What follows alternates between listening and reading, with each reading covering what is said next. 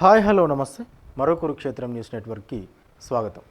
ఇవాళ ఆఫ్టర్నూన్ వచ్చినటువంటి special edition V6 digital కావచ్చు, దిశ డైనమిక్ ఒకసారి చూసే ప్రయత్నం చేస్తే తెలంగాణ రాష్ట్ర రాజకీయాలకు సంబంధించి అయితే మరి వ్యవహారం కాస్త హాట్గా కనిపిస్తూ ఉన్నది. సో కంప్లీట్గా పొలిటికల్ హీట్ అయితే అన్ని పార్టీ నేతల దగ్గర నుంచి అయితే ఉన్నట్టుగా తెలుస్తూ ఉన్నది. కంప్లీట్గా అన్ని పార్టీల నేతలు ఫుల్ బిజీగా ఉన్నట్టు వాళ్ళ షెడ్యూల్స్ కూడా తెలుస్తూ ఉన్నది. ఎందుకంటే బీఆర్ఎస్లో ఇప్పటికే కవిత చేసినటువంటి వ్యాఖ్యలు ఏదైతే సొంత పార్టీ నేతల మీద ఆమె విమర్శించే ప్రయత్నం చేసిందో, అదే రకంగా సొంత పార్టీ వాళ్ళే మళ్ళీ తిరిగి ఆమె మీద కూడా ప్రశ్నల బహనాలు సంధించే విధంగా కూడా వ్యవహారం అయితే తెలంగాణ రాష్ట్రంలో కనిపిస్తూ ఉన్నది. దాంతోపాటుగా ఓ పక్క టీబీజేపీ చీఫ్ రాష్ట్ర అధ్యక్షులైనటువంటి రామచంద్రరావు గారు కూడా తీవ్రంగా ఆరోపణలు చేస్తూ ఉన్నారు. అయితే సోషల్ మీడియాలో కారు పార్టీపై ప్రత్యక్ష దాడి అని చెప్పి కూడా వార్త, అంటే సొంత పార్టీ నేతల మీదనే ఒకరికొకరు దాడి చేసుకుంటున్నటువంటి సందర్భాలు అయితే బీఆర్ఎస్ పార్టీలో మనకు కనిపిస్తూ ఉన్నాయి. ఫామ్ హౌస్లో కేసీఆర్తో కేటీఆర్, హరీష్, జగదీష్ రెడ్డి భేటీ అయ్యారట. కాళేశ్వరం రిపోర్టు లీకులతోని షేక్ చేస్తున్న అధికార పక్షం అంతే కదా. మరి విజిలెన్స్ కావచ్చు, అటు పీసీ ఘోష్ కమిషన్ కావచ్చు, సిట్ అధికారులు కావచ్చు, ఇక ఇంతమంది కలిసి మీరు ఏమేం చేసిరు, ఏమేమి అవకతవకలకు పాల్పడ్డరు అని చెప్పి విచారణ చేపడితే ఖచ్చితంగా మరి వణికిపోక తప్పదు కదా. ఎందుకు అనంటే తప్పు చేయనోడైతే ధైర్యంగా ఉంటాడు, కానీ తప్పు చేసిన వాడు ఖచ్చితంగా భయపడతారు.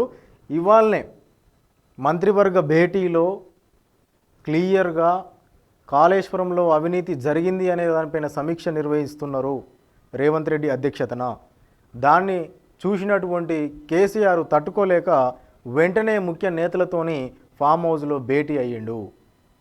ఇన్ని రోజులు కూడా హరీష్ రావు, జగదీష్ రెడ్డి, కేటీఆర్ని దగ్గరికి పిలుచుకొని మాట్లాడినటువంటి కేసీఆర్ సడన్గా ఇవాళ ఇంత గ్యాప్ తర్వాత ఎందుకు పిలుచుకున్నాడు అని అంటే అధికార పక్షం యొక్క ప్రయోగం ఆ రకంగా ఉన్నది కాళేశ్వరంలో జరిగినటువంటి అవినీతికి సంబంధించి. అయితే క్లియర్గా ఆనాడు ఆ ప్రాజెక్టులో పనిచేసిన ఈఎన్సీలతో పాటుగా, ఇంజనీర్లతో పాటుగా, ఐఏఎస్ ఐపీఎస్ అధికారులతో పాటుగా, మంత్రులతో పాటుగా రాజకీయ నాయకులు ఎవరైతే అధికారుల మీద ఒత్తిడి తీసుకొచ్చి ఆనాడు కాళేశ్వరం ప్రాజెక్టు యొక్క నిర్ణయాన్ని చేసిరో, మంత్రివర్గ ఆమోదం లేకుండానే సొంత లాభం కోసం, స్వార్థం కోసం కాళేశ్వరం ప్రాజెక్టును నిర్మించి ఈ రాష్ట్రాన్ని అప్పుల్లోకి నెట్టివేసే ప్రయత్నం చేసిరో వాళ్ళందరూ కూడా బాధ్యత వహించాల్సినటువంటి అవసరం ఉంటుందని చెప్పి క్లియర్గా పీసీ ఘోష్ కమిషన్ ఇచ్చిన నివేదికలో కూడా ప్రభుత్వానికి వాళ్ళు వెల్లడించారు. మరి ఇక పొలిటికల్ హీట్ జనరేట్ కాకుండా ఏం చేస్తుంది తెలంగాణ రాష్ట్రంలో? కవిత నల్గొండ జిల్లాలో ఒక లిల్లీపుట్ నాయకుడు ఉన్నాడు. ఆ లిల్లీపుట్ నాయకుడు వల్లనే బీఆర్ఎస్ పార్టీ మొత్తం ఆగమైంది. నల్గొండలో ఆయన ఏదో లాస్ట్ మినిట్లో గెలిచిండు, మిగతా నాయకులు బీఆర్ఎస్ పార్టీలో ఓడిపోవడానికి కారణమేండు అని కవిత ఆరోపించింది. ఆరోపించడమే బహిరంగంగా సవాల్ కూడా చేసింది. దాన్ని తిప్పికొట్టే ప్రయత్నంలో భాగంగా జగదీష్ రెడ్డి గారు, నేను కనీసం చివరి నిమిషంలోనన్నా గెలిచినా మీరు అది కూడా లేదు కదా, మీరు ఓడిపోయారు కదా అని చెప్పి ఇండైరెక్ట్గా కవిత మీద దాడి చేసే ప్రయత్నం జగదీష్ రెడ్డి గారు చేశారు. మరి సొంత పార్టీలో బీఆర్ఎస్ అధినేత కేసీఆర్ కూతురు మీదనే ఇంకో బీఆర్ఎస్ పార్టీలో ఉన్న సీనియర్ నాయకుడు ఈ రకంగా విమర్శలు చేయడం, ఇంతవరకు కేసీఆర్ కానీ కేటీఆర్ కానీ కవితకు తండ్రిగా సోదరుడిగా ఉన్నటువంటి ఆ ఇద్దరూ స్పందించకపోవడం తెలంగాణ రాష్ట్ర రాజకీయాల్లో పొలిటికల్ హీట్ కాక మరి ఏమవుతుంది? కాబట్టి ఇవన్నీ కూడా మనం విశ్లేషించుకుంటే క్లియర్ కట్గా అర్థమవుతుంది. ఇక cabinet sub committee, assembly, SIT అంటూ ఊహాగానాలు, బీజేపీలో బీసీ రిజర్వేషన్ల గందరగోళం ముందుకా వెనక్కా అనేది వాళ్ళకే అర్థమవుతలేదు. క్లియర్గా కాంగ్రెస్ ప్రభుత్వం తెలంగాణ రాష్ట్రానికి సంబంధించి చెప్పేది ఏంటి అని అంటే, బీసీ రిజర్వేషన్లకు సంబంధించి నిజంగా బీసీల మీద చిత్తశుద్ధి ఉంటే, నిజంగా బడుగు బలహీన వర్గాల కోసం మీరు రిజర్వేషన్ ఇవ్వదలుచుకుంటే వెంటనే ఈ బీసీ బిల్లుని 9వ షెడ్యూల్లో చేర్చండి, కోర్టు సమీక్షలు కూడా తట్టుకునే విధంగా ఈ బిల్లును బలపరచండి, పార్లమెంట్ సాక్షిగా దీన్ని పాస్ చేయండి, బీసీలకు 42% రిజర్వేషన్ మనం అమలు చేద్దామని చెప్పి కాంగ్రెస్ ప్రతిపాదనలు పంపినప్పటికీ కూడా కేంద్రం నుంచి ఎలాంటి స్పందన లేదు, రాష్ట్రపతి దగ్గర నుంచి ఎలాంటి స్పందన ఉండదు, ప్రెసిడెంట్ దగ్గర నుంచి కూడా ఎలాంటి స్పందన ఉండదు. మరి ఈ సందర్భంలో ఎలాంటి నిర్ణయం తీసుకోబోతూ ఉన్నారు, అసలు మొత్తానికి తెలంగాణ రాష్ట్రాన్ని వీళ్ళు ఎటువైపు లాక్కెళ్ళిపోతూ ఉన్నారో మరి కాస్త పొలిటికల్ హీట్ అయితే ఖచ్చితంగా రాజుకుంది. ఎందుకంటే ఎవరికి వారే యమునా తీరే అన్నట్టు ఇటు కవిత చెప్పేది కవిత చెప్తుంది. 72 గంటల నిరాహార దీక్ష కూడా కూర్చున్నది ఇవాళనే జాగృతి తరపుకెళ్ళి. హరీష్ రావు అయితే ఇప్పటివరకు సపోర్టే చేయడు. రామచంద్రరావు అయితే ఇక ఆయన ప్రెస్ మీట్లో విమర్శిస్తాడా లేకుంటే వేరే న్యూస్ ఛానళ్ళకి పోయి విమర్శిస్తాడా అర్థమే కాదు. కేటీఆర్ ఇంత జరుగుతున్నా కూడా సొంత కుటుంబంలో పట్టించుకోడు. కేసీఆర్ అయితే ఒక కీలకంగా ఇందాక ఒక అప్డేట్ వచ్చింది ఆయనకు. ఏంది అని అంటే చండీ యాగం చేస్తుండట. ఎందుకు? కుటుంబ కలహాలతోని సొంత కొడుకు సొంత కూతురే ఒకరికొకరు వడక మరి ఆస్తుల పంచాది అని అయితే చాలామంది అంటూ ఉన్నారు బయట. అది ఎటువైపు దారితీస్తుంది అనేది అర్థమవుతలేదు.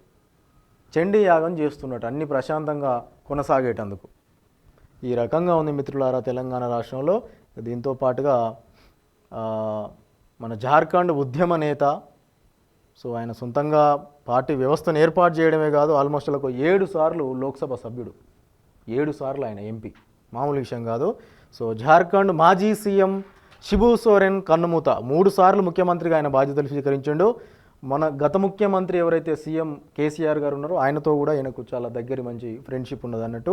ప్రస్తుత సీఎం హేమంత్ సోరెన్ తండ్రి అన్నట్టు ఈయన, ఇప్పుడు ఈయన కొడుకే అక్కడ సీఎంగా ఉన్నాడు. అయితే ప్రధానమంత్రి నరేంద్ర మోదీ గారు, తెలంగాణ రాష్ట్ర ముఖ్యమంత్రి రేవంత్ రెడ్డి గారు కూడా పార్టీలకు అతీతంగా ఆయన మరణించిన విషయం తెలిసిన వెంటనే ఢిల్లీలో చనిపోయింది ఆయన. సో కన్నుమూసిండు ఒక హాస్పిటల్లో. ఆయన మరణించిన విషయం తెలిసిన వెంటనే వాళ్ళు సంతాపం తెలియజేశారు. పార్టీలకు అతీతంగా అంటే ఎంత గొప్ప రాజకీయ జీవితం అనేది మనం ఆలోచన చేసుకోవాలి. అంటే రాజకీయంగా శత్రుత్వం లేనటువంటి వ్యక్తి అని చెప్పుకోవచ్చు. సరే, సొంత రాష్ట్రంలో కాస్త విమర్శలు ఉండి ఉండొచ్చు, అది ఎక్కడైనా సహజం. మనం ఎంత మంచిగా చేసినా కూడా విమర్శించే వాళ్ళు విమర్శిస్తూనే ఉంటారు. సో 18 ఏళ్ల వయసులో సంతాల్ నవయువక్ సంఘ్లో చేరిండట. స్థాపించి ప్రజా ఉద్యమాల్లోకి వెళ్ళిండు ఆయన. 1972లో జార్ఖండ్ ముక్తి మోర్చా ఏర్పాటు చేసిండు. సో సమాజంలో జరుగుతున్నటువంటి అన్యాయాలు, అక్రమాలు, ప్రజల తరపున కొట్లాడుతందుకు ఒక విముక్తి మోర్చా అనేది ఉండాలనే ఆలోచనతోని జార్ఖండ్ ముక్తి మోర్చాని ఏర్పాటు చేసిండు. సో జేఎంఎం పార్టీ అన్నట్టు అక్కడ జార్ఖండ్లో ఈయనది జేఎంఎం. సో 3 సార్లు ముఖ్యమంత్రిగా పనిచేసి స్వరాష్ట్రం కోసం పోరాటం చేసిన సోరెన్ తెలంగాణ ఉద్యమానికి అండగా నిలిచాడు. అందుకే కేసీఆర్ కూడా ఈయనను ఒకసారి గుర్తు చేసుకొని భావోద్వేగం చెందిండన్నట్టు. తెలంగాణ ఉద్యమ సమయంలో కూడా ప్రత్యేక తెలంగాణ రాష్ట్రం కోసం మద్దతు పలికిన వారిలో ఈయన కూడా ఒక ప్రధానమైనటువంటి వ్యక్తిగా మనం చెప్పుకోవచ్చు మిత్రులారా.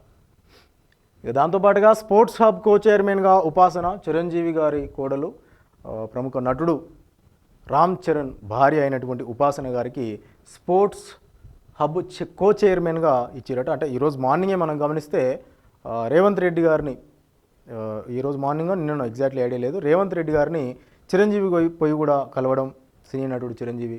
సో అందులో భాగంగానే సీఎం రేవంత్ కూడా థ్యాంక్స్ చెప్పిన రామ్ చరణ్ సతీమణి. ఇక లైఫ్ సైన్సెస్ రాజధానిగా హైదరాబాద్ మారుతూ ఉన్నదట. ఇక్కడే 2000కు పైగా లైఫ్ సైన్సెస్ కంపెనీలు ఉన్నాయి. భారత ఫార్మా ఉత్పత్తిలో భాగ్యనగరం వాటా 40%. $1 ట్రిలియన్ ఎకానమీగా రాష్ట్రాన్ని తీర్చిదిద్దుదాం. Eli Lilly global capability centre ప్రారంభించినటువంటి సీఎం రేవంత్ రెడ్డి గచ్చిబౌలిలో ఇవాళ ఇందాకటి వరకు అదే నడిచింది. మార్నింగ్ షెడ్యూల్ నుంచి మొదలు పెట్టుకుంటే ఇది అయిపోయిన వెంటనే తదనంతరం క్యాబినెట్ భేటీకి ఆయన హాజరు కావడం జరిగింది. అయితే ఎలీ లిల్లీ గచ్చిబౌలిలో ఉన్నటువంటి ఒక మెడికల్ సంస్థ, అది నిజంగా దేశానికే గర్వకారణమైనటువంటి సంస్థ అది.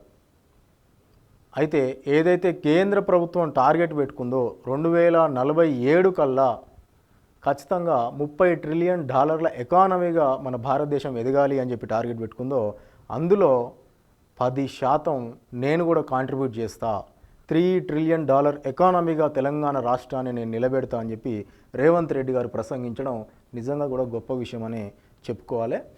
సో దాంతోపాటుగా ఢిల్లీకి కాంగ్రెస్ నేతలు ఇలా చెర్లపల్లి రైల్వే స్టేషన్ నుంచి ఒక స్పెషల్ రైల్లో కాంగ్రెస్ బీసీ నేతలు ఢిల్లీకి బయలుదేరారు. మరి వాళ్ళు ఏం చేయబోతా ఉన్నారు ఏంది అనేది చూడాలి. సో ప్రత్యేక రైల్లో వాళ్ళు ప్రయాణించారు. బీసీలకు 42% రిజర్వేషన్ల కోసం జంతర్ మంతర్ దగ్గర ధర్నా చేయబోతూ ఉన్నారు ఢిల్లీలో. సో కేంద్రంపై ఒత్తిడి పెంచేలా కూడా వాళ్ళు కార్యాచరణ చేయబోతూ ఉన్నారు. ఇక అందులో ఇమేజ్ మనం గమనిస్తే అటు పీసీసీ చీఫ్గా ఉన్నటువంటి ఫేస్ సరిగా కనిపిస్తలేదు, ఒకసారి 3వ పేజీలో విజువల్స్ చూద్దాం.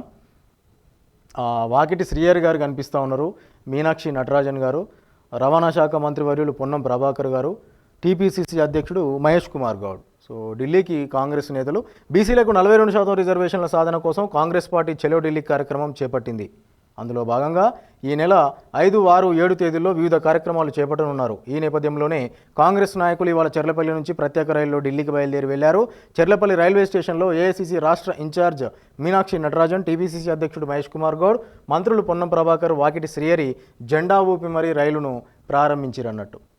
సో చలో ఢిల్లీ ప్రోగ్రామ్ ఇది మిత్రులారా. ప్రధానంగా V6 డిజిటల్ తీసుకుంటే ఇక దిశ డైనమిక్ వార్తాపత్రిక ఒకసారి చూద్దాం. 3 గంటల సమయంలో మనకు ఒక లేటెస్ట్ ఎడిషన్ వస్తుంది.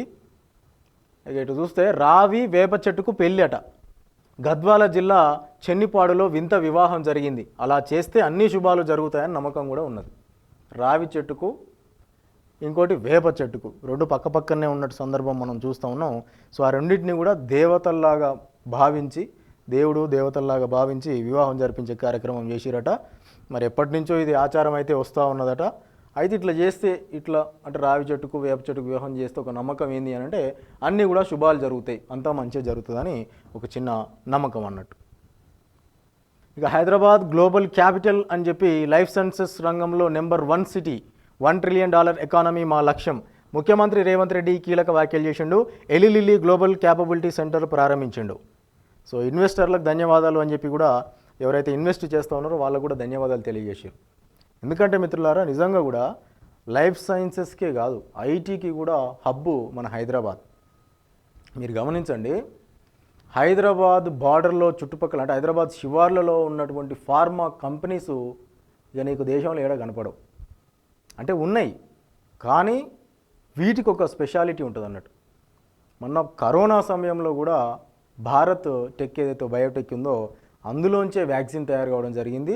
ఆ భారత్ బయోటెక్ మన తెలంగాణలో ఉండడం మన గొప్పతనం. కాబట్టి అంటే దేశానికే వ్యాక్సిన్ అందించినటువంటి కంపెనీ మన హైదరాబాద్లో ఈ ప్రజ్ఞాపూర్ పోతుంటే తుర్కపల్లి ఇండస్ట్రియల్ ఏరియా దగ్గర ఉంటుంది. ఎంత గొప్ప విషయం అది. సో లైఫ్ సైన్సెస్ దిశగా కూడా ఆ రంగంలో కూడా మనది నెంబర్ 1 అని చెప్పి ముఖ్యమంత్రి రేవంత్ రెడ్డి గారు తెలియజేసే ప్రయత్నం చేశారు. ఇక్కడ చూడండి, ఇక చూడండి ఈయన చక్కదనం ఎట్లా ఉందో చూడు. ఈయన వంట పాత్రలట ఎక్కనో మరి చూడు. ఇక్కడ వంట పాత్రకు మూతే దిక్కు అగో గట్ల. ఈ గ్యాస్ మీద ఏం చేస్తుండే ఎరికేనా, మూత పెట్టి దాని మీదనే వండుతుండే అన్నట్టు. మంచిది, ఆరోగ్యం బాగుంటుంది అన్నట్టు. అల్యూమినియం మూతపై చపాతీలు తయారీ, అడిగేవారు లేరు ఆపేవారు లేరు. ఖమ్మం ట్రైబల్ వెల్ఫేర్ సంక్షేమ హాస్టల్లో ఇష్టారాజ్యం. ఇట్లా గిసువంటి చేతలు చేసినాక ప్రభుత్వానికి చెడ్డ పేరు రాకుంటే ఏం చేస్తుంది? గిసువంటి ఇమేజెస్ దొరికినాక ఇక వార్తాపత్రికలు రాయకుండా ఊకుంటాయా? గ్యాస్ మీద మూత పెట్టి దాని మీద చపాతీలు వేస్తున్నావు అంటే నువ్వు ఎంత మంచి తెలివికల్లో నువ్వు అన్నట్టు. పెనం మీద నుంచి పొయ్యిలో పడ్డట్టు తయారైంది ఖమ్మం ట్రైబల్ వెల్ఫేర్ సంక్షేమ హాస్టల్లో పరిస్థితి. ఎవరైనా పెనం మీద చపాతీలు కాలుస్తారు, కానీ ఖమ్మం మున్సిపాలిటీ కార్పొరేషన్ పరిధిలోని ట్రైబల్ వెల్ఫేర్ సంక్షేమ పోస్ట్ మెట్రిక్ బాలుర కళాశాల రూరల్ హాస్టల్లో వంటపాత్ర మూత పైన చపాతీలు కాలుస్తుండట. దీన్ని చూసి చాలామంది ఆశ్చర్యానికి గురయ్యారు. సదరు హాస్టల్లో అల్యూమినియం వంటపాత్రపై అంటే ఆ మూతపై ఉదయం విద్యార్థులు తినే అల్పాహార చపాతీలను కాలుస్తున్న విషయం చర్చనీయాంశమైంది. వెంటనే దీనికి సంబంధించి అధికారులు స్పందించాలి. వీళ్ళు చేసేటోడు చేస్తాడు, ఆ తిని ఫుడ్ పాయిజన్ అయింది, అదైంది ఇదైంది అని చెప్పి ఆ పిల్లలంతా రోడ్డు ఎక్కుతారు. తీరా ఎవరికి చెడ్డ పేరు అంటే ప్రభుత్వానికి చెడ్డ పేరు. గవర్నమెంట్ గిన్నెలు ఇస్తుంది, అన్ని ఇస్తుంది, పేలాలు ఇస్తుంది, అన్ని ఇస్తుంది మంచిగా ఉండమని. ఏంటంటే ఇక దనదన అయిపోవాలని చెప్పి దాని మీద టక్కటక్కేయ తీయ బేషన్లేయ పిల్లలకు పెట్ట. గిది అన్నట్టు కథ. యాక్షన్ తీసుకోవాలి మరి. ఇక మరో జవాన్ ఆత్మహత్యట. బయానార్ క్యాంపులో ఈ ఘటన జరిగింది. ఛత్తీస్గఢ్ రాష్ట్రంలో 5 రోజుల క్రితం మింగాచల్ సిఆర్పిఎఫ్ 22వ క్యాంపులో జవాన్ పప్పు యాదవ్ తన సర్వీస్ రివాల్వర్తో ఆయనే కాల్చుకుని ఆత్మహత్యకు పాల్పడిన ఘటన. అది మరొక ముందే మళ్ళా కొండగావ్ జిల్లా బయానార్ క్యాంపులో CAF Chhattisgarh armed force platoon commander Dinesh Singh ఈయన కూడా తన సొంత రివాల్వర్తోనే కాల్చుకొని చనిపోయింది అన్నట్టు. సో మరి జవాన్లు వరుసగా ఆత్మహత్యలకు పాల్పడడం కలకలం రేపుతా ఉన్నది. ఈ ఆత్మహత్యల వెనుక కారణాలు ఏమై ఉంటాయని ఉన్నతాధికారులు కూడా ఆరాధిస్తున్నారట. అధికారుల వేధింపులు, విధులలో ఒత్తిడి, నెలల తరబడి కుటుంబానికి దూరంగా ఉండడమే వరుస ఆత్మహత్యలకు కారణమై ఉండొచ్చు అని చెప్పి కూడా కొందరు భావిస్తున్నారట. ఎందుకంటే ఆ ట్రైనింగ్ మామూలుగా ఉండదు. ఒకసారి ఆ ట్రైనింగ్ పోయొచ్చినానికి ఇక ప్రాణాల మీద ఆశ ఉండదు. అంత డేంజర్ ఉంటుంది వ్యవహారం.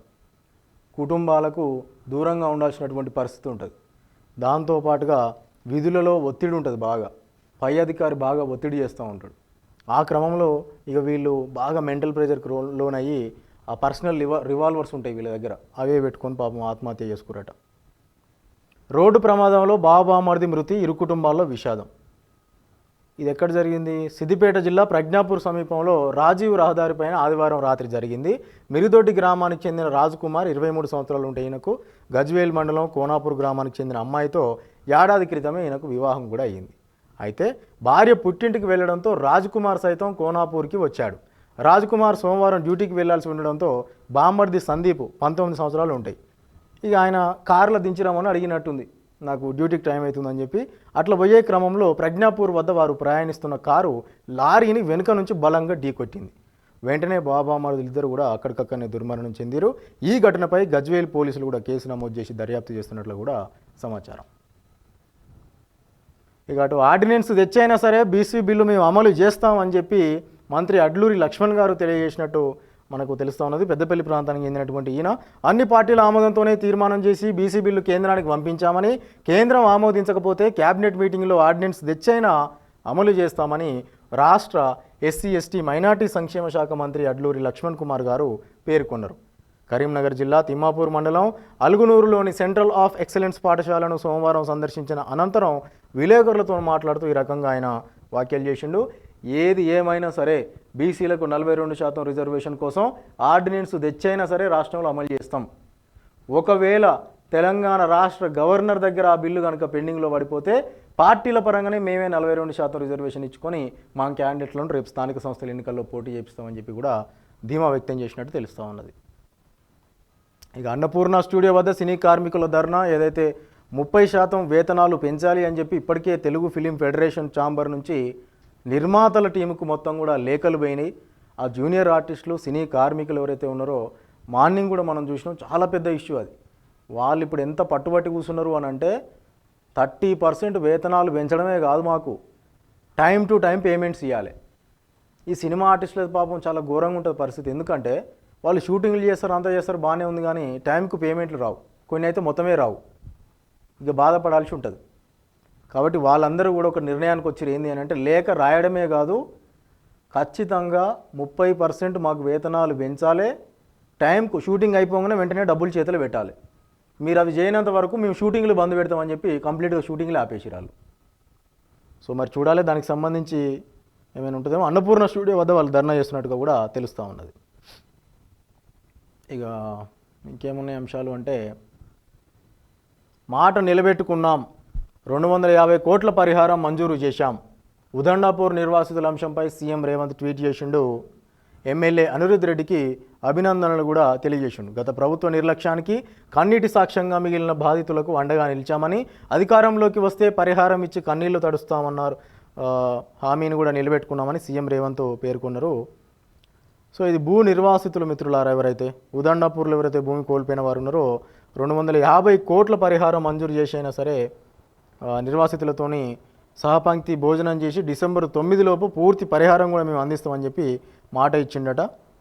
అయితే 6000 మందితోని సహపంక్తి భోజనం కూడా చేసి ఈ హామీకి వాళ్ళు భరోసా ఇచ్చినట్టు కూడా అనిరుద్ రెడ్డిని కూడా సీఎం ప్రత్యేకంగా అభినందనలు తెలియజేసిండట. దాంతోపాటుగా శివుడి జల దిగ్బంధం అని చెప్పి ఇక్కడ ఇంకో వార్త, వరుణుడి కోసం 1001 బిందెలతో అభిషేకం చేస్తావురట. జల దిగ్బంధం అంటే అదే, అంటే శివుణ్ణి కంప్లీట్గా జలంతో దిగ్బంధం చేస్తారు. 1001 బిందెలతో అభిషేకం చేసి మరి మాకు వర్షాలు పడతలేవు అని చెప్పి ఈ రకంగా ఎక్కడ జరిగిందంటే, ఇది గత కొద్ది రోజులుగా వర్షాలు కురకపోవడంలో ఆ పంటలు కూడా టయానికి పడతలేవు కాబట్టి వర్షాలు కూడా ఆ పంటలు కూడా ఎండిపోతాయి, నాట్లు పెట్టుకునేవి కూడా ఎండిపోతాయి. ఇక గద్వాల జిల్లా ఉండవెల్లి మండలంలో ఇటిక్యాలపాడు ఆ ఊరు పేరు, వీళ్ళందరూ కూడా కలిసి ఏం చేశారంటే శివునికి ప్రత్యేకంగా పూజలు నిర్వహించారు. ఈ రకంగా 1001 బిందె పెట్టి అభిషేకం చేశారు అన్నట్టు. అయితే ఇక అందరూ పాల్గొన్నారు దాంట్లో, మహిళలు, రైతులు, గ్రామ ప్రజలు, గ్రామంలో ఉన్న పెద్ద మనుషులు. ఇక గ్రామీణ వాతావరణం మనకు తెలియంది కాదు కదా, వాళ్ళందరూ కూడా కలిసి వీధుల్లో ఊరేగింపు నిర్వహిస్తూ భజన సంకీర్తనలు కూడా ఆలపించారట. శివుణ్ణి జలదిగ్బంధం చేయడం వల్ల సకాలంలో వర్షాలు కురుస్తాయని గ్రామస్తుల విశ్వాసం. అందులో భాగంగానే శ్రావణ మాసం సోమవారం కావడంతో ప్రత్యేక పూజా కార్యక్రమాలు నిర్వహించినట్టు కూడా వాళ్ళు తెలుపుతూ ఉన్నారు. ఇక అంబులెన్స్ కావాలి, వీసీ రావాలి అని ఇంకో వార్త. బిక్కనూరు సౌత్ క్యాంపస్లో విద్యార్థుల ఆందోళన. అంబులెన్స్ కావాలి, తేయు వీసీ ప్రొఫెసర్ యాదగిరిరావు క్యాంపస్ వద్దకు రావాలని విద్యార్థులు డిమాండ్ చేశారు. ఎంఏ తెలుగు ద్వితీయ సంవత్సరం చదువుతున్న, అంటే ఎంఏ తెలుగు సెకండ్ ఇయర్ విద్యార్థులు ఆ విద్యార్థులు కూడా రీసెంట్గా అశ్విని అనే అమ్మాయి ఆత్మహత్యపై కామారెడ్డి జిల్లా తెలంగాణ విశ్వవిద్యాలయం బిక్కనూరు సౌత్ క్యాంపస్లో ఇవాళ విద్యార్థులు 2 గంటలుగా ఆందోళన చేసిరట. వివరాల్లోకి పోతే బీర్కూరు మండలం క్రిస్టాపూర్ గ్రామానికి చెందిన దండు అశ్విని 24 సంవత్సరాల అమ్మాయి నిన్న రాత్రి క్యాంపస్లో ఆత్మహత్య చేసుకుంది. అయితే క్యాంపస్లో హెల్త్ కేర్ సెంటర్, అంబులెన్స్ లేకపోవడం వల్లే అశ్విని మరణించిందని ఆరోపిస్తూ విద్యార్థులు ఆందోళనకు దిగిరన్నట్టు. సకాలంలో ఎవరు అక్కడ అందుబాటులో లేక అమ్మాయి చనిపోయింది అని చెప్పి వాళ్ళు ఈ రకంగా ఆందోళన తెలియజేసిరట. మరి వెంటనే అంబులెన్స్ రావాలి, వీసీ ఎవరో మరి ఆ వైస్ ఛాన్సలర్ ఎవరు ఉన్నారో ఆయన కూడా రావాలి అని చెప్పి ధర్నా చేసిరు అన్నట్టు.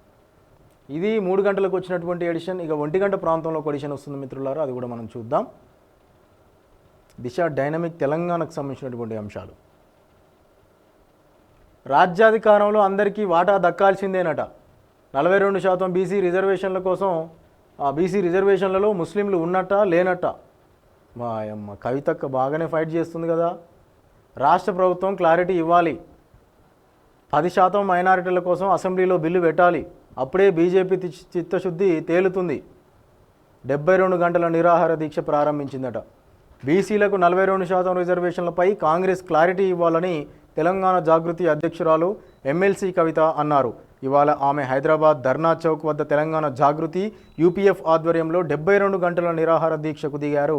ఈ సందర్భంగా మాట్లాడుతూ తెలంగాణ జాగృతి అనేక పోరాటాలు చేసిందని, ఇవాళ చేస్తున్న నిరాహార దీక్ష చరిత్రలో నిలిచిపోతుందని కామెంట్ చేశారు. బిల్లు పంపి చేతులు దులుపుకుంటే సరిపోదట.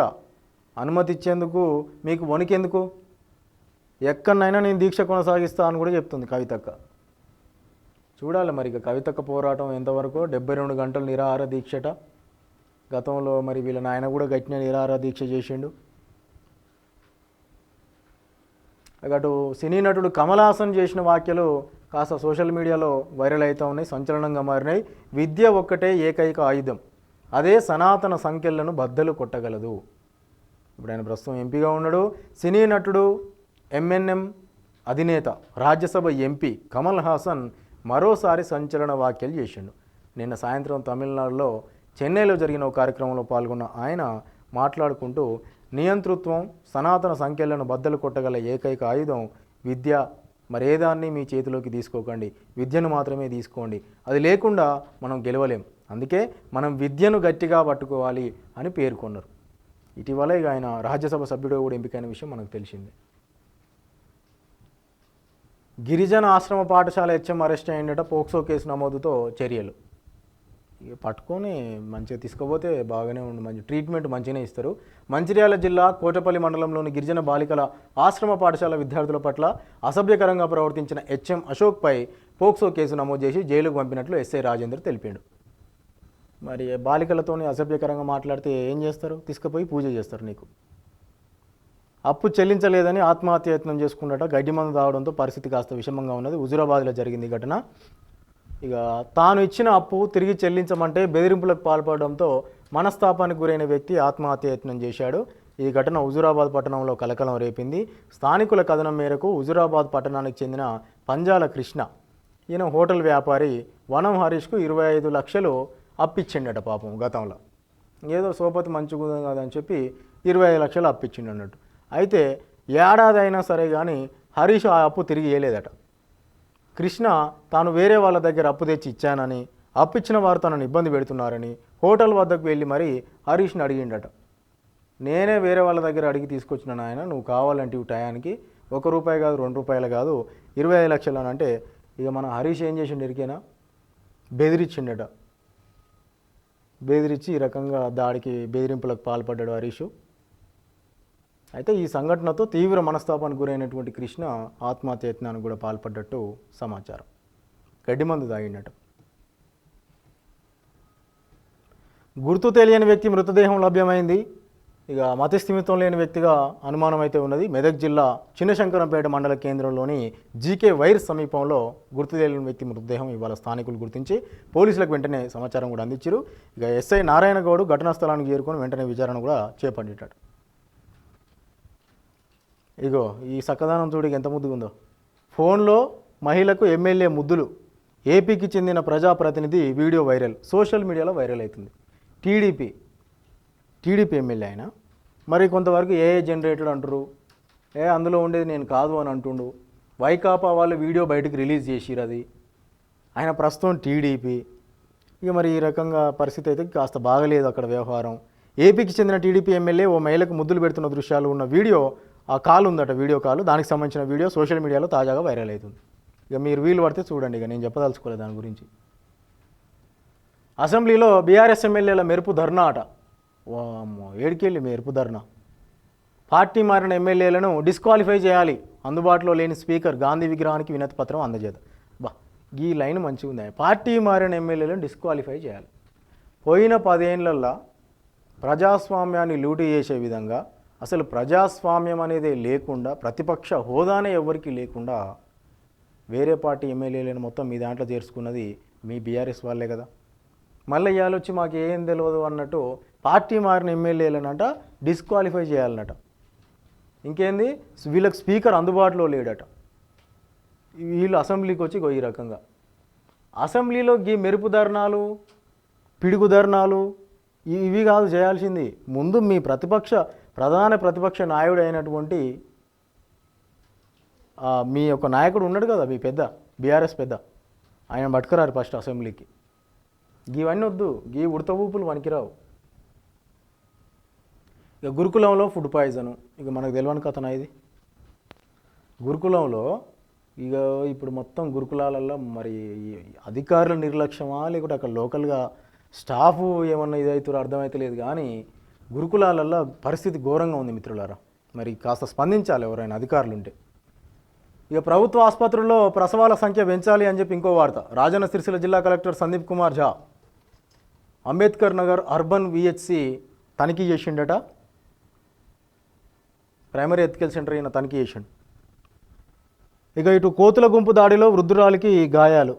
పాడుగాను, ఇక చూడు, కోతుల గుంపు దాడి చేసిందట పాప ముసలామ మీద.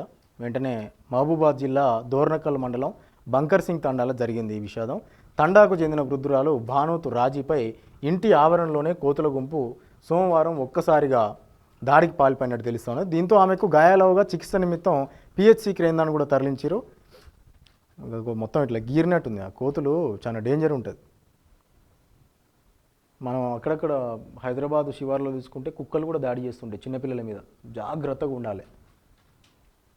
వీధి కుక్కలు డేంజర్ ఉంటాయి అన్నట్టు. ఇక చివరగా మధ్యాహ్నం 11 గంటల ప్రాంతంలో వచ్చినటువంటి ఒక ఎడిషన్ తెలంగాణ డైనమిక్ దిశకు సంబంధించినటువంటి, ఇగో కేసీఆర్ చండీయాగం, నేను చెప్పలే ఇలాగా, ఇదే కేసీఆర్ చండీయాగం అయ్యా. 15 మంది ఋత్వికులతో నిర్వహణ, తాజా పరిణామాల వేళ కీలక నిర్ణయం. నేడు ఎర్రవేలి ఫామ్ హౌస్లో క్రతువు, మరోవైపు ఎమ్మెల్సీకి అయితే దీక్ష. గిట్ల కుటుంబంలో పరిస్థితులు మంచిగా లేవు. ఇక సారు మరిగా దేవునికి దండం పెట్టుకొని అన్నీ మంచిగా జరగాలని కోరుకుంటాడు కావచ్చు. ఇక ఆయన చండీయాగం చేస్తుండు, ఓ పక్క కూతురేమో దీక్షకు సర్వం సిద్ధమైంది అన్నట్టు. ఇక చూడు, అబ్బాబ్బా, ఎప్పుడన్నా చూసిరా ఇట్లాంటి పోస్టర్ మీరు పోయిన 10 ఏళ్లలో? మీకు ఏడ కనిపించదు. బీసీ సిద్ధాంతాన్ని ఎంత బాగా హైలైట్ చేసే ప్రయత్నం కవితక్క చేస్తుందంటే, ఇందిరా పార్క్ వద్ద మరి కాసేపట్లో ప్రారంభమట. భారీగా పోలీసుల మోహరింపు. ధర్నాకు పోయే ముందు ఈ రకంగా ఆశీర్వాదం తీసుకుంది అక్క. ఇటు పొన్నం ప్రభాకర్ గారు, మాతో కలిసి రండి, బీసీ రిజర్వేషన్ల కోసం కేంద్రంపై ఒత్తిడి తెద్దాం. చెలో ఢిల్లీ నేపథ్యంలో విపక్షాలకు మంత్రి పొన్నం పిలుపునిచ్చిండు. అంతే కదా మరి, వీళ్ళతో కలిసి వెళ్ళండి, కేంద్రంలో కొట్లాడండి. ఇక బండరాయితో మోదీ యువకుడి దారుణ హత్య, మహబూబాద్ జిల్లా కేంద్రంలో ఈ ఘటన జరిగింది. బాబా, మొత్తం రక్తం పోయింది కదా, బండరాయితో కుట్టిరట నెత్తి మీద. తూళ్ళ ప్రభాకర్, సో ఆయన రహదారిపై నిద్రిస్తున్నట ఆ టైంలో. చూద్దాం మరి. మహబూబాబాద్ జిల్లా కేంద్రంలో దారుణ హత్య జరిగింది. తాళ్లపూసపల్లి వెళ్లే దారిలో ఉన్న లెనిన్ నగర్లో రహదారిపై నిద్రిస్తున్న తూళ్ళ ప్రభాకర్ 35 సంవత్సరాలు ఉంటాయి. సో ఈ యువకుడిని గుర్తుదేలిన వ్యక్తులు బండరాయితో కొట్టి హతమార్చిరట. సమాచారం అందుకున్న పోలీసులు వెంటనే ఘటనా స్థలానికి చేరుకుని క్లూస్ టీమ్ ఆధారాలు కూడా సేకరించారట. దర్యాప్తు చేసి కేసు నమోదు చేస్తారు కావచ్చు. ఇక సోషల్ మీడియాలో మనకు తెలియని కథ కాదయా, ఈ మునుగోడు ఎమ్మెల్యే రాజగోపాల్ రెడ్డి చేసే కీలకమైనటువంటి వాక్యాలు ఎట్లుంటాయి అని అంటే, డైరెక్ట్ మరి సొంత పార్టీ అధినేతనే టార్గెట్ చేస్తాడు. ఎవరు దొరకనట్టు ముఖ్యమంత్రి రేవంత్ రెడ్డి మీదనే టార్గెట్ చేసి మాట్లాడతాడు. మళ్ళీ అదే ట్వీటు. అయితే సోషల్ మీడియాకి సంబంధించి ఇక జర్నలిస్టులు అట్లా ఇట్లా అని చెప్పి రేవంత్ రెడ్డి గారు కాస్త జర్నలిస్టులకు సంబంధించి ఒక చిన్న వ్యాఖ్యలు చేసిండు. దాని మీద ఈయన మాట్లాడుతూ సోషల్ మీడియా జర్నలిస్టులు నిజంగా ప్రజా పోరాటం చేస్తారు, సమాజంలో అవినీతి అక్రమాలు జరిగితే వాళ్ళు ఫస్ట్ ఉండి కొట్లాడుతురు అని చెప్పి వాళ్ళకు మద్దతు ఇచ్చే విధంగా. సో ఇగో సోషల్ మీడియాను పాలకులు గౌరవించాలి, అవమానించడం సరికాదు. సీఎం వ్యాఖ్యలకు ఎమ్మెల్యే రాజగోపాల్ రెడ్డి కౌంటర్. ప్రజల కోసం సామాజిక బాధ్యతతో పనిచేస్తున్న సోషల్ మీడియాను పాలకులు గౌరవించాలే తప్ప అవమానించడం సబబు కాదని మునుగోడు ఎమ్మెల్యే కోమటిరెడ్డి రాజగోపాల్ రెడ్డి పేర్కొన్నారు. ఇటీవల సీఎం రేవంత్ చేసిన కామెంట్స్పై ఆయన ఇవాళ ఎక్స్ వేదికగా స్పందించారు. సోషల్ మీడియా జర్నలిస్టులకు పూర్తి మద్దతు ప్రకటించారు. తెలంగాణ సహజ ఆకాంక్షల మేరకు సోషల్ మీడియా ఇక ఫస్ట్ నుంచి కూడా సామాజిక మాధ్యమాలు ప్రజల కోసమే కొట్లాడుతున్నాయి. ఇగో ట్వీట్ కనిపిస్తుందా మీకు? సోషల్ మీడియా జర్నలిస్టులను దూరం పెట్టాలంటూ చేసిన వ్యాఖ్యల్ని ఖండిస్తుండట. మీడియా వారిని ఎగదోయడం ముమ్మాటికి విభజించి పాలించడమే. ఈయనది తెలియంది కాదు కదా, సోషల్ మీడియాలో రూల్ చేస్తాడు. ఇక చలో ఢిల్లీకి కాంగ్రెస్ శ్రేణులు మనం ఆల్రెడీ ఫోటోస్ చూసినాం కదా, వాళ్ళు ప్రత్యేక రైలు వెళ్ళిపోతారు. ఇక మొక్కుబడిగా గ్రీవెన్స్ డే 18 శాఖలకు 3 శాఖల అధికారులే హాజరయ్యారట. ఏనుకూరు తహసీల్దార్ కార్యాలయంలో ప్రతి సోమవారం నిర్వహించే గ్రీవెన్స్ డేను అధికారులు మొక్కుబడిగా నిర్వహిస్తారు. ఏదో నిర్వహించాలి కాబట్టి నిర్వహిస్తారు. గవర్నమెంట్ ప్రోగ్రామ్ అది, అందరూ కలిసి మంచిగా చేస్తే అయిపోద్ది కదా. వెంటనే జిల్లా కలెక్టర్ ఏ విధంగా చర్యలు తీసుకుంటారో మరి చూడాలని చెప్పి వార్త. విద్యుత్ ఆఘాతంతో యువకుడు మృతి. భద్రాద్రి జిల్లా బట్టుపల్లిలో విషాదం జరిగింది. సో బిలపాటి నరేందర్ ఈయన పేరు. 20 సంవత్సరాలు ఉంటాయి ఈ అబ్బాయికి. కరకగూడెం మండలం బట్టుపల్లి గ్రామం. సో కరెంట్ షాక్ తగిలి చనిపోయినట్టు సందర్భం అయితే మనం చూస్తూ ఉన్నాం. ఇక ఇవి మిత్రులారా, ఇగో అవమానించినా ఆగలేదు అని ఇంకో వార్త. హీరో అజిత్ ఎమోషనల్ పోస్ట్ పెట్టిండట. సినీ రంగంలోకి వచ్చి 33 ఏళ్ళు పూర్తయిందట. తమిళ హీరో అజిత్ తాను ఇండస్ట్రీలోకి అడుగుపెట్టి 33 ఏళ్ళు పూర్తయిన నేపథ్యంలో ఎమోషనల్ పోస్ట్ పెట్టారు. సినిమా అనే కష్టమైన ఇండస్ట్రీలో తాను ఇన్నేళ్లుగా కొనసాగుతున్నానని, గడిచిన ప్రతి సంవత్సరం తనకు ఒక మైలురాయి అని పేర్కొన్నారు. ఈ పయనంలో అభిమానులు తనకు ఫుల్ సపోర్ట్ ఇచ్చారని గుర్తు చేశారు. జీవితంలో ఎన్నో మానసిక ఒత్తిళ్లు, ఎదురుదెబ్బలు, ఫెయిల్యూర్స్ చూశానని ఆయన ఎమోషనల్ అయ్యారు. కానీ ఎక్కడ కూడా నేను ఆగిపోలేదు, అన్నింటినీ ఎదుర్కొని ముందుకు వెళ్ళినట్లు కూడా చెప్పుకొచ్చిండు. కొంతమంది అవమానించినా కూడా ఎదుర్కొన్నానంటూ అజిత్ రాసుకొచ్చిండు. ఎంతోమంది అవమానించారట ఆయన ఎదిగే క్రమంలో, ఆయన కూడా వాటి అన్నింటినీ తట్టుకొని ఆయన పని ఆయన చేసుకుంటూ వెళ్ళిపోయిండట. మరి ఇన్స్పిరేషన్ కదా నిజంగా. అయితే యూట్యూబర్లకు ఏఐ ట్రబుల్స్, వాస్తవమే ఇది. యూట్యూబర్లకు ఏఐ ట్రబుల్ పెడుతుంది. ఎందుకంటే యూట్యూబ్ అనేది ఇక మానవునితో సంబంధం లేకుండా నడిచే విధంగా ఏఐ దాన్ని రీప్లేస్ చేస్తుంది. ఆర్టిఫిషియల్ ఇంటెలిజెన్సు ఒక్కసారి కనుక పూర్తి స్థాయిలో వాడకంలోకి వస్తే ఇక ప్రపంచంలో మనిషి ఉద్యోగం అన్న ముచ్చటే ఉండదు. కేవలం సోషల్ మీడియా రంగము, పత్రికా రంగము, ఎలక్ట్రానిక్ మీడియానో, ప్రింట్ మీడియానో, ఈ రంగాలు కాదు, ప్రతి రంగాన్ని కూడా ఆర్టిఫిషియల్ ఇంటెలిజెన్స్ డామినేట్ చేస్తుంది. ఈ విషయం నేను చెప్పిందో నువ్వు వినేదో కాదు, ప్రపంచంలో ఉన్నటువంటి మేధావులు చెప్తున్నది, శాస్త్రవేత్తలు చెప్తున్నది, ఆర్టిఫిషియల్ ఇంటెలిజెన్స్ మీద పరిశోధనలు చేసిన వాళ్ళు చెప్పేది. కానీ ఎంత డామినేట్ చేసినప్పటికీ కూడా మనిషి తెలివికి మాత్రం అది సరిపోదట. ఎందుకంటే మనిషి కాస్త క్రియేటివ్గా ఆలోచిస్తాడు, మెషిన్ లాగానే పనిచేస్తుంది. సో ఆర్టిఫిషియల్ ఇంటెలిజెన్స్ క్షణాల్లో వాయిస్, విజువల్స్ కూడా సృష్టిస్తుందట. వాయిస్ ఉండదు అప్పటి వరకు. ఇప్పుడు సాధారణంగా మనం మాట్లాడితే, మనిషి మాట్లాడితేనే వాయిస్ వస్తుంది బయటికి, కానీ ఏఐతోని వాయిస్ అదే జనరేట్ చేస్తుంది వితిన్ మినిట్స్లో. ఆ వాయిస్కి సంబంధించిన ఫుటేజ్ కూడా అదే జనరేట్ చేస్తుంది. ఇక మనిషితోని పనే ఉండదు అన్నట్టు. కొత్త గైడ్లైన్స్తో ఈ వీడియోలకు గండమేనట. మానిటైజేషన్ రూల్స్ స్ట్రిక్ట్ చేసిన యూట్యూబ్, వాస్తవం అది. మానిటైజేషన్ చాలా స్ట్రిక్ట్ అయిపోయింది యూట్యూబ్ ఛానల్స్ది. అంత ఈజీగా మానిటైజేషన్ దొరుకుతలేదు. నెక్స్ట్, ఓల్డ్ వీడియోల కథ కంచికే అవుతుంది. ఇక పాత వీడియోల కథ ఏమైనా ఉందనుకో, ఇక అది బంద్ పెట్టుకోవాల్సిన సందర్భం కూడా వస్తుంది. చూస్తున్నాం కదా ప్రస్తుతం సోషల్ మీడియా మొత్తం. ఇప్పుడు ఏ జనరేటెడ్ వీడియోస్ మొత్తం రూల్ చేస్తున్నాయి సోషల్ మీడియాని.